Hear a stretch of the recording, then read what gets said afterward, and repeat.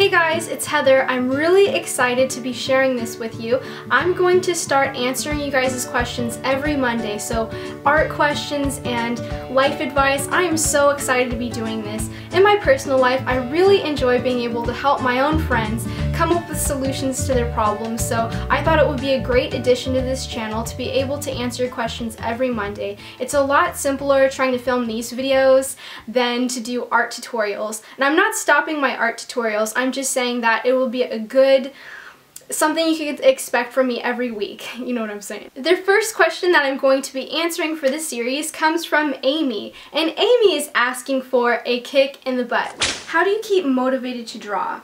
I used to love drawing. It was a passion, but recently I seem to have no motivation to complete some pieces that I have lying around, half finished. I'm not sure how to combat this lack of motivation and kick myself in the butt to finish pieces I have started.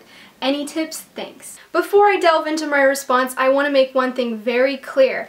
I made another video talking about how to overcome creative blocks, and that video is different from the advice I'm going to be giving in this video. Let me put it this way. If you are feeling so overwhelmed with art and you're just so sick and tired of it that you just want to throw down your pencil and run away, I would watch my How to Overcome Creative Block video, because that is going to make you have peace of mind and get back into the creative zone. This video is going to be great if you need a kick in the rear, if you're feeling kind of just, you know, I really have stuff that I should be doing and I have these ideas, but bleh.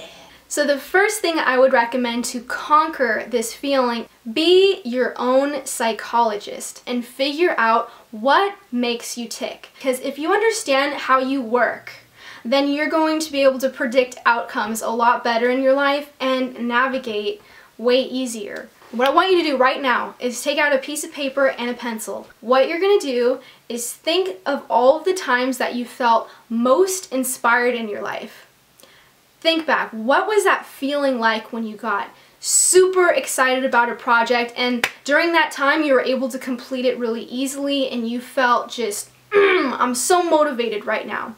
What did that feel like for you? For me, it's almost, when I get really inspired about something, it's almost like an out-of-body experience. I can't even explain it. I feel like I'm on some kind of psychedelic or something and I am so in the zone. Now after you're done fantasizing about your little creative spells, I want you to really think, dig deep, what happened before you got into that little creative spell? What were you doing? Now make a list of all of the things that really got you into that zone to begin with. Were you listening to music? Were you reading a book? Were you watching a motivational speech? What were you doing? This is going to be unique for everyone, so I can't tell you how specifically to get motivated.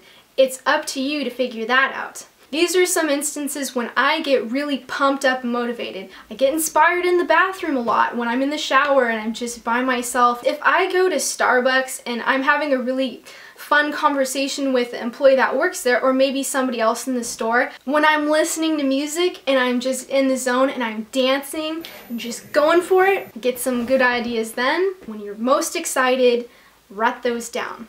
What I want you to do is you're not just going to take this list and throw it in your drawer and never see it again. You're going to plan out your days accordingly, because you're going to know that's going to trigger you to get more motivated to finish these projects. Just like we know with a lot of disorders that we are triggered by certain things, like you look at anorexia or depression, there are certain triggers that will spiral us out of control. There's also triggers that are really going to make us feel great. What we have done here by developing a list is coming up with the triggers that make you feel really creative and really inspired. If you know your triggers and you really know yourself really well, you're going to be able to have that control over your creativity. Now obviously you're not going to always get inspired by the same things. Not every time I go to Starbucks am I going to come up with some brilliant idea, but I'm a lot more likely to come up with an idea going to Starbucks or dancing around listening to music than I am for things that really, like TV, that just drains the energy out of me. There's certain things that are also going to take away from your creativity, and recognizing what those are is really helpful. If I was watching something like the Housewives or whatever, and they're just arguing over their lives, that they have so much money and they're arguing over stupid things, I feel like I lose IQ points. So I stay away from that stuff. The next thing that you're going to need to do to really stay on task is evaluate what it is that you really want to accomplish. Simply saying, I want to complete this painting just for the sake of completing this painting is not going to motivate you enough. You have to have an end goal in mind. For instance, if I want to complete this picture because I want to be able to post it on my classroom board when we're having a critique and mine looks great, that is good motivation. But just saying I'm going to complete this because I'm going to complete this, psychologically you are not giving yourself enough. It's not going to get you to do it. So figure out what is your specific motivation. Why? What is so important? There needs to be like an alarm bell going off to make you want to complete whatever you're doing. You know what I mean? What are you going to be missing out if you don't do that certain thing? And be honest with yourself. You don't even have to share this with anybody else if you don't want to. Now that you have kind of this idea of how you get inspired and why you want to complete your certain projects, you're going to have to actually go out there and do the work. So this is where the butt kicking comes in.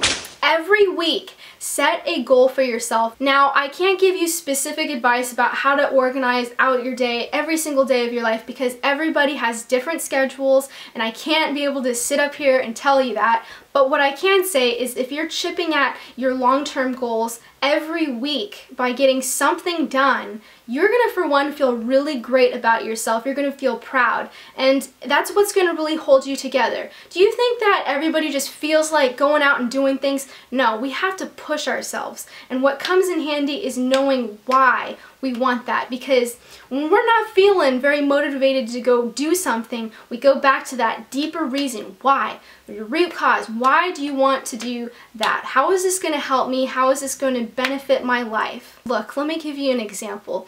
A personal trainer, somebody that's just ripped, they don't feel like exercising every day, I'm sure. Yes, it's a passion of theirs, but it's a lot of work. They're not going to wake up every morning and feel like going out and exercising. But you know what? They do.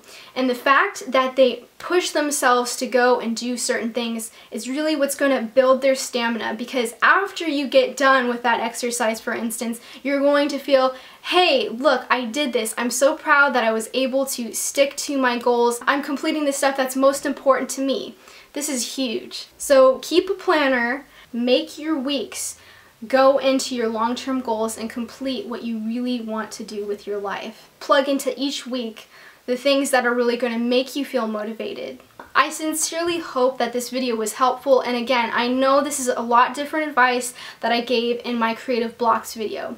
When I'm talking about creative blocks, I feel like maybe you might be pushing yourself too hard and then you're just coming up with nothing, so you have to pull back a little bit. And this is if you're just kind of a little bit sluggish and you got stuff to do on your plate and you just need a kick in the rear.